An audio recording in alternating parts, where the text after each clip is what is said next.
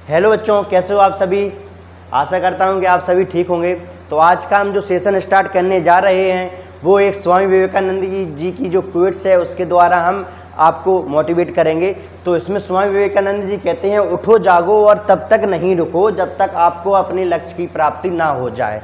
ठीक है, तो जो हमारे आदर्श हैं, स्वामी विवेकानंद जी हमारे आदर्श हैं और एक योग पुरुष भी रहे हैं। योग पुरुष वह पुरुष होता है जो योग को प्रभावित कर दे, ना कि योग से प्रभावित हो जाए।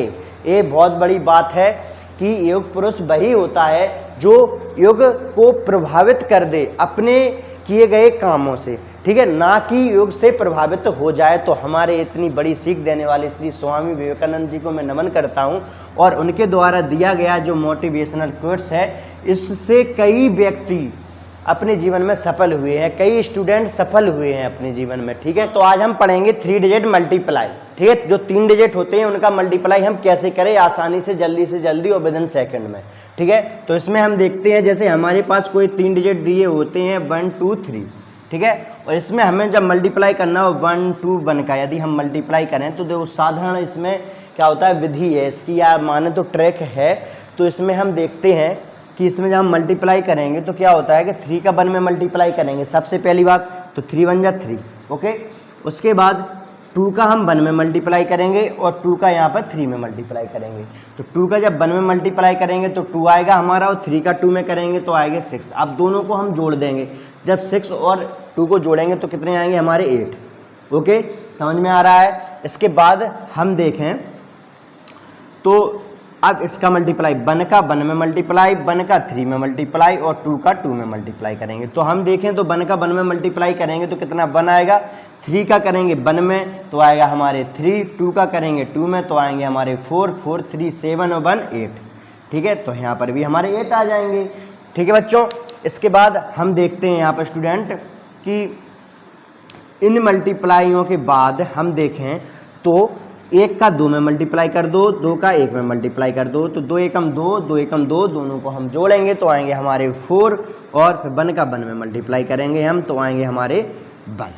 ठीक है, बहुत ही सिंपल ट्रिक है। इसमें हम देखें तो ये 3 है, 3 का 1 में मल्टीप्लाई कर दो, सबसे पहले 3 आएगा, 2 का 1 में कर दो 2, और यहाँ पर हम देखें 3 का 2 में कर दो 6, तो 6 और 2 को जोड़ दो 8 आएंगे हमारे। ठीक है, फिर 1 का 1 में मल्टीप्लाई करेंगे 1 आएगा, 3 का 1 में मल्टीप्लाई करेंगे 3 आएगा, 3 और 1 4, और 2 2 जा 4, ये जोड़ देंगे तो 4 और 4 जोड़ेंगे तो कितने आएंगे हमारे 8। ठीक है, 8 आएंगे। इसके बाद 2 2 1 जा 2, 2 2 2 1 जा 2, दोनों को गुणा करेंगे। इसके बाद 2 का यहाँ पर मल्टीप्लाई 1 में करेंगे, 1 का मल्टीप्लाई हम अब यहाँ पर 2 में करेंगे तो कितने आएंगे यहाँ पर 4 आएंगे जोड़ने पर, और 1 का 1 में मल्टीप्लाई कर देंगे तो हमारा जो है कि 1 आ जाएगा। ठीक है बच्चों, इसके बाद हम देखते हैं जैसे 1 2 1 में मल्टीप्लाई करें 1 2 3 का। ठीक है, तो इसमें आप बताएंगे कैसे करते हैं इसमें मल्टीप्लाई। सिंपल विधि है कि 1 का 3 में सबसे पहले मल्टीप्लाई कर दो, तो 1 का जब 3 में हम मल्टीप्लाई करेंगे तो आएंगे हमारे 3। ठीक है बच्चों, ये सब ट्रिकें आपको जो है कि सभी परीक्षाओं के लिए आवश्यक हैं कि आप किस प्रकार से सवाल करते हैं, कितनी जल्दी सवाल करते हैं। जब भी आप सवाल करो तो बहुत ही फास्ट सवाल करने होते हैं, जिससे कि आप कंपटीशन में बने रहो, आगे रहो हमेशा। इसके लिए ये ट्रिक सीखना बहुत ही ज़रूरी है, क्योंकि बिना मल्टीप्लाई के कोई मैथ ही नहीं है। ठीक है, इसलिए ये ट्रिक सीखना बहुत ही ज़रूरी है, मल्टीप्लिकेशन पढ़ना बहुत ही ज़रूरी है बच्चों। ठीक है, तो इसमें हम सीखेंगे तो 3 डिजिट का मल्टीप्लाई आज हम सीख रहे हैं। तो इसमें हम देख रहे हैं कि जो 1 2 1 का मल्टीप्लाई 1 2 3 से कैसे करते हैं। तो 1 और 3 का हम जब मल्टीप्लाई करते हैं 3 1 जा 3, इसके बाद 2 का 3 में करेंगे 6 आएगा, और 1 का 2 में करेंगे आएंगे 2, तो कितने आएंगे हमारे जो है कि 8 आएंगे। ठीक है, इसके बाद 1 का 3 में करेंगे 3 आएगा, 1 का 1 में करेंगे आएंगे हमारे 1, और 2 का 2 में करेंगे 4, 4 और 5 5 6 7 8।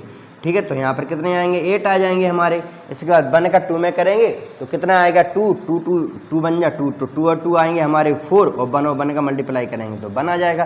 तो इस प्रकार से हमारा 14,883 जो है कि हमारा आंसर रहेगा। ठीक है, तो इसके बाद हम आगे चलते हैं। तो हमें 3 डिजिट का जो मल्टीप्लिकेशन है वो तो हमें पता चल गया। अब लेकिन हम देखें कि हमने जब 2 डिजिट का मल्टीप्लिकेशन देखा तो उसमें एक बात छूट गई थी कि जैसे कि हम देखें, जैसे कि ये क्वेश्चन है कि 4 और 4 में मल्टीप्लाई करेंगे हम 1 और 1 का। तो इसमें क्या कर रहे थे हम कि सॉरी 1 का तो अलग है जो मेथड है, लेकिन हम यहाँ पर देखते हैं 1 2 का कर लो। ठीक है, अब यहाँ पे हम देखते हैं 2 4 जा 8, 4 2 जा 8 और 4 1 जा 4, तो 8 और यहाँ पर लिख देंगे 4, तो कितने आए 12 के आएंगे यहाँ पर 2, 4 1 जा 4 और 1 5, तो 528 आ गया। तो ये तो सिंपल है। इसके बाद यदि हम देखें कि इसमें देखो इसमें भी 2 डिजिट हैं और नीचे भी 2 डिजिट हैं, मतलब 2 डिजिट का मल्टीप्लाई हम 2 डिजिट में कर रहे हैं, ठीक है। 2 डिजिट का जो मल्टीप्लाई है हम वो 2 डिजिट में कर रहे हैं। लेकिन यदि कोई कहे कि ऐसा वाला सवाल आ जाए जैसे कि हम देखें यहाँ पर 44 में 444 में यदि हम देखें यहाँ पर 1 2 का मल्टीप्लाई करना हो तो 3 डिजिट में 2 डिजिट का मल्टीप्लाई कैसे करें, ठीक है। तो 3 डिजिट में 2 डिजिट की मल्टीप्लाई के लिए हम देखते हैं, तो हम आगे देखते हैं 3 डिजिट में 2 डिजिट का मल्टीप्लाई कैसे करते हैं। तो 3 डिजिट में 2 डिजिट का मल्टीप्लाई करने के लिए सबसे पहले हम देखेंगे यहाँ पर कि 4 और 2 का मल्टीप्लाई करेंगे। तो 4 और 2 का जब हम मल्टीप्लाई करेंगे तो आएंगे हमारे 8, ठीक है।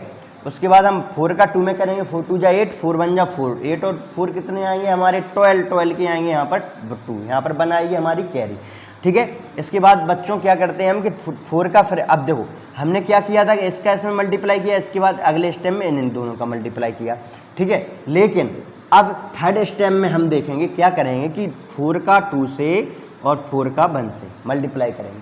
4 2 जा 8 और 4 1 जा 4, 8 और 4 कितने होते हैं 12, तो 12 की भी 2 आएंगी, ओके। इसके बाद हम देखेंगे हमारी 1 कैरी आ रही है और 4 का जब हम 1 में मल्टीप्लाई करेंगे 4 1 जा 4 और 1 हम यहाँ पर जोड़ देंगे तो आएंगे हमारे 5, तो 5228 हमारा इसका आंसर रहा, ठीक है। इस प्रकार से घबराना नहीं है। देखो अलग जो टीचर होते हैं सभी टीचर बढ़िया पढ़ाते हैं, इसमें हम देखते हैं कि जब टीचर पढ़ाते हैं तो हमें देखना है जैसे कि 2 डिजिट का 2 डिजिट में सभी टीचर सिखाते हैं, लेकिन 3 डिजिट में 2 डिजिट का करना सीखें यहाँ पर, ठीक है। एडवांस चले यहाँ पर देखते हैं।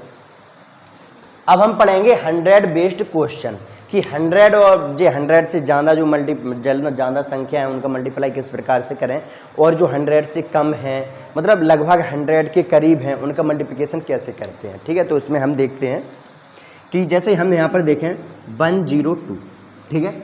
102 का मल्टीप्लाई हम देखें यहाँ पर 103 में कैसे करें, ठीक है। तो इसमें सबसे सिंपल और सबसे सरल ट्रिक है दोस्तों, सबसे सिंपल सबसे सरल ट्रिक है बच्चों। तो इसमें हम देखते हैं कि 2 का 3 देखते हैं यहाँ पर कि जी 100 से कितने ज़्यादा है। सबसे पहले यहाँ पर देखना है कि जी 100 से कितने ज़्यादा है, तो 100 से हम देखें तो जो 2 ज़्यादा है, ठीक है, प्लस में, और यह कितने ज़्यादा है प्लस में 3, ठीक है बच्चों। इसके बाद हम देखते हैं कि जब हम 2 और 3 का मल्टीप्लिकेशन करते हैं, जब 2 3 का हम मल्टीप्लाई करें तो देखते हैं आते कितने हैं 6, ठीक है। और हमें ये देखना है कि यदि हम जो 100 से प्लस में है 2 यदि और 100 से प्लस में है 3, ठीक है, तो जब ये 100 से प्लस में जो भी संख्या हो यदि उनका हम मल्टीप्लाई करते हैं तो यदि उनका डिजिट कितने डिजिट में आंसर आना चाहिए 2 डिजिट में, लेकिन यहाँ पर हम जब मल्टीप्लाई कर रहे हैं तो हमारा आंसर आ रहा है केवल 1 डिजिट में। तो हम देखते हैं तो यहाँ पर एक 0 लगा देंगे, तो 6, तो यहाँ पर लिख देंगे 0 और 6। इसके बाद या तो आप यहाँ पर देखें तो 102 में या तो आप 3 जोड़ दीजिए या 103 में आप यहाँ पर 2 जोड़ दीजिए। तो 3 को हम 102 में जोड़ेंगे तो आएंगे हमारे 105, और बच्चों यही हमारा आंसर हो गया, ठीक है। तो सबसे बढ़िया बात ये है कि हम सबसे बड़े झंझटों से मुक्त हो चुके हैं कि हमें कुड़ा कैसे करें कैसे ना करें। तो सबसे ज़्यादा अच्छी ट्रिक यही है 100 के करीब की, ठीक है। तो इसके बाद हम एक सवाल और देते हैं आपको, जैसे कि हम देखें तो यहाँ पर आपको दिखाते हैं कि 105 का आप मल्टीप्लाई करिए 104 में, ठीक है। तो यहाँ पर हम देखते हैं कितने ज़्यादा है, तो यहाँ पर प्लस ज़्यादा है, यहाँ पर हम देखते हैं कितने ज़्यादा है, तो यहाँ पर +4 है, ठीक है बच्चों। तो यहाँ पर हम देखें कि जो 105 है उसमें +5 है 100 से, और इसमें हम देखें तो +4 है, ठीक है। तो इसमें 4 और 5 का हम जब मल्टीप्लाई करेंगे तो आएगा क्या 20, जब 20 आएगा तो 2 20 लिखेंगे। इसमें एक 0 क्यों बढ़ाया था, क्योंकि एक डिजिट आया था हमारा। अब हमारे देखो गुणा करने में क्या होता है कि दोनों डिजिट आ रहे हैं, जब दोनों डिजिट आ रहे हैं तो हमें 0 नहीं लगाना है, ठीक है। इसके बाद या 4 में यहाँ पे हम 105 में 4 जोड़ देते हैं, तो 105 में 4 जोड़ेंगे तो 109 आएंगे, ठीक है। यही हमारा आंसर हो जाएगा, ठीक है बच्चों। तो आ रहा है समझ में, नहीं तो कमेंट करके आप जरूर लिखें, और जो सवाल समझ में ना आए उसको हम कमेंट करके बताएं, तो जिससे हम आपकी समस्या का सॉल्यूशन कर सकें, ठीक है। इसके बाद हम आगे चलते हैं।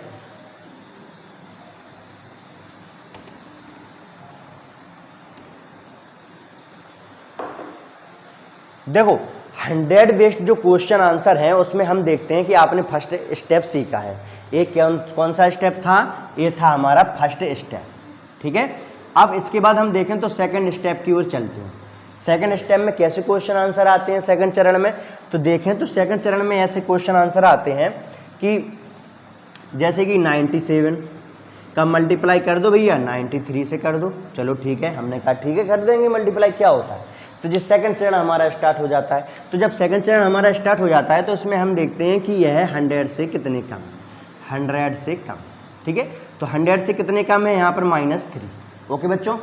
और इसके बाद हम देखते हैं कितने कम है? -7, ठीक है। -7 कम है, -3 कम है, ठीक है। इसके बाद हम देखें तो यहाँ पर देखते हैं कि इनका करते हैं मल्टीप्लाई। जब इनका मल्टीप्लाई करते हैं तो क्या आता है? 63 21, ठीक है, 21, ठीक है। 7 3 जा 21 या 3 7 जा 21। तो जब 21 आएंगे तो यहाँ पर लिख देंगे हम 21, ठीक है। इसके बाद हम देखते हैं या तो आप जे 97 जो 97 है उनमें से आप या तो 7 माइनस कर दीजिए या 90 जो 3 हैं उनमें से आप 3 माइनस कर दीजिए, ठीक है। तो 97 में से जब हम 7 माइनस कर देते हैं तो आएंगे हमारे 90 और यही हमारा आंसर हो जाएगा 90 21, ठीक है बच्चों। तो 90 21 जो कि हमारा आंसर हो जाएगा, ठीक है। तो क्या होता है कि ज़्यादातर बच्चों की जो प्रॉब्लम होती है वही होती है मैथ। केवल मैथ के लिए रोते रहते हैं कि सर मैथ नहीं आता है भैया, मैथ नहीं आता है भैया, मैथ नहीं आता है। तो मैथ सीखो, आप उसमें मन लगाओ तो आपका क्या होता है कि उसमें वृद्धि होगी आपकी सीखने में, ठीक है। तो इसमें हम थर्ड स्टेप के बारे में बात करेंगे। जो 100 बेस्ड क्वेश्चन आंसर हैं उसमें हम जो है कि थर्ड जो हमारा थर्ड है स्टेप है उसके बारे में जब हम बात करते हैं तो थर्ड स्टेप में हम देखते हैं क्या होता है कि देखो हमने देखा कि 100 से हमने ज़्यादा वाले क्वेश्चन कर लिए कि जो 100 से दोनों डिजिट का जब हम मल्टीप्लाई कर रहे हैं, दो नंबर्स का जब हम मल्टीप्लाई कर रहे हैं तो दोनों या तो 100 से ज़्यादा होते हैं और या हम जब मल्टीप्लाई कर रहे हैं तो या तो 100 से कम होते हैं, ठीक है। तो इसमें हम देखते हैं एक 100 से ज़्यादा होता है और एक 100 से कम होता है। तो किस प्रकार से मल्टीप्लाई करेंगे? तो इसमें हम देखते हैं कि क्या होता है कि यहाँ पर हम देखें तो इसमें हम देखते हैं कि 102, ठीक है बच्चों। 102 में क्या करना है? हमें 92 का मल्टीप्लाई करना है, ठीक है। 102 में 92 का मल्टीप्लाई कैसे करते हैं, ठीक है। अभी हमने क्या देखा था? अभी हमने देखा था, देखो हमने थर्ड स्टेप में क्या देखना है? हमें थर्ड स्टेप में देखना है कि देखो कि 102 में 92 का मल्टीप्लाई कैसे करें, जिसमें हम देखते हैं कि किस प्रकार से मल्टीप्लिकेशन किए गए थे। अभी जो फर्स्ट स्टेप हमारा था उसमें हमने क्या किया था कि 102 में 103 का मल्टीप्लाई कर रहे हैं। तो यहाँ पर ध्यान देने वाली बात यह है कि जो है दोनों जो संख्याएं हैं वो 100 प्लस हैं, ठीक है। और यदि हम सेकंड स्टेप की बात करें तो इसमें हम देखते हैं कि जो दोनों संख्याएं हैं, जैसे 98 का मल्टीप्लाई हम देखें 98 का, यहाँ पे हम देखते हैं जो 98 है उसमें मल्टीप्लाई 97 का करना है। तो जब 98 का मल्टीप्लाई 97 में करना है तो हम दोनों संख्याओं को देखते हैं कि जो दोनों संख्याएं हैं वो माइनस है, मतलब 100 से कम है। लेकिन हम थर्ड स्टेप में सीख रहे हैं कि एक 100 से ज़्यादा है और एक 100 से कम है, तो किस प्रकार से मल्टीप्लिकेशन करते हैं हम इनका। तो इसमें हम देखते हैं कि जो एक 100 से ज़्यादा है, एक 100 से कम है बच्चों। तो इसमें हम देखें कि जो है जो 100 से ज़्यादा है तो कितने ज़्यादा है। तो यहाँ पे हम देखते हैं 2 ज़्यादा है और यहाँ पे हम देखते हैं यह 8 कम है, ठीक है। यह कितने कम है? 8 कम है। तो हम देखते हैं कि दोनों का यहाँ पर करना पड़ेगा हमें मल्टीप्लिकेशन। जब हम दोनों का मल्टीप्लाई करेंगे तो कितने आएंगे? 16, ठीक है। तो दोनों का मल्टीप्लाई जो हम करते हैं आते हैं 16, लेकिन जो 16 जो हमारे आएंगे उन्हें करना है 100 में से माइनस। तो 100 में से जब हम 16 माइनस करेंगे तो आएंगे हमारे 84 और हम यहाँ पर लिख देंगे 84, ठीक है। इसके बाद या तो आप क्या करें कि जो माइनस के 8 हैं, जो माइनस के 8 हैं उनमें आप क्या कर सकते हैं कि माइनस का 8 है, जो माइनस का 8 है इसमें एक और अंक जोड़कर क्या करते हैं कि माइनस को 8 जैसे माइनस के 8 है तो माइनस के 8 से हम कर लेंगे माइनस के 9। क्या करेंगे कि एक 1 अंक जोड़ देंगे आगे की ओर, ठीक है। तो माइनस के 9 हो जाएगा। तो माइनस के जब जो 9 हो जाएगा तो 9 क्या करेंगे हम इसमें से 102 में से 9 घटा देंगे। जब 102 में से हम 9 घटाएंगे तो हमारा जो आंसर आएगा वो आएगा हमारा 93, 84, यही हमारा आंसर हुआ, ठीक है बच्चों। तो हम देखते हैं क्या जाना हमने फर्स्ट स्टेप में। तो हम एक बार फिर से आपको बता देते हैं कि जो हमारा जो फर्स्ट स्टेप है तो हमने फर्स्ट स्टेप में क्या जाना कि इसमें हमने सीखा है कि 102 या इसमें हमने जो सीखा है वो देखा है कि 100 प्लस वाली जो संख्या हैं उनका मल्टीप्लाई कैसे करते हैं।